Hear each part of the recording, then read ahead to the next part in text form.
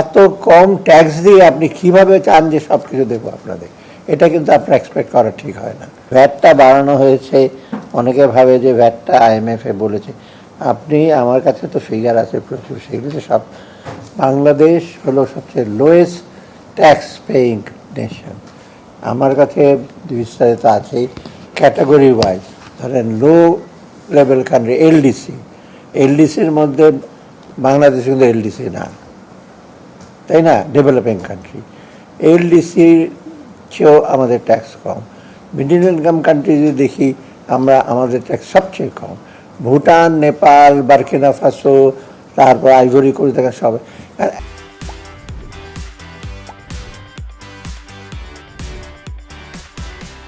এত কম ট্যাক্স দিয়ে আপনি কিভাবে চান যে সব কিছু দেবো আপনাদের, এটা কিন্তু আপনার এক্সপেক্ট করা ঠিক হয় না।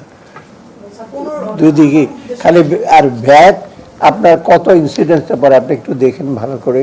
আমরা যেগুলো বাড়িয়েছি, এই যে চশমার ভ্যাট বাড়ি, চশমা 125 টাকাতে পৃথিবীর কোন দেশে চশমা পাওয়া যায়? তার ওখান থেকে 15 টাকা বাড়বে। তারপরে আপনার খাবেন 500 টাকা, এটা যে হোটেলে তো আমি 0 করে দিয়েছি, ভাতের হোটেল। খাবেন 600-700 টাকা, 20 টাকা আপনি দেবেন না ভ্যাট।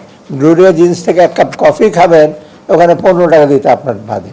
তো এইরকম যদি থাকে, অ্যাটিটিউড থাকে, তবে তো ঠিক আছে।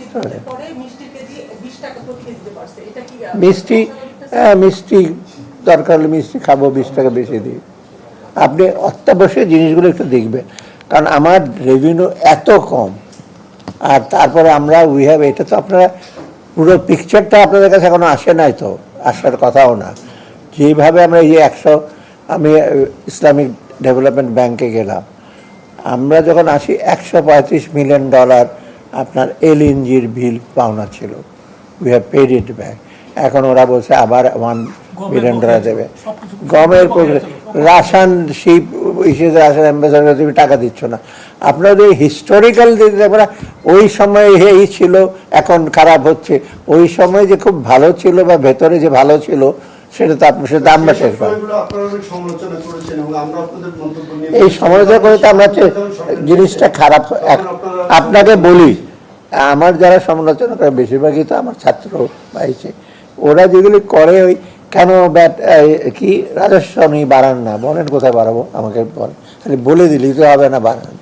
এখন অতএব আমরা ক্ষেত্রগুলো খুঁজছি, এবং যেই জায়গায় রেশনাল হয় আমরা চেষ্টা করব।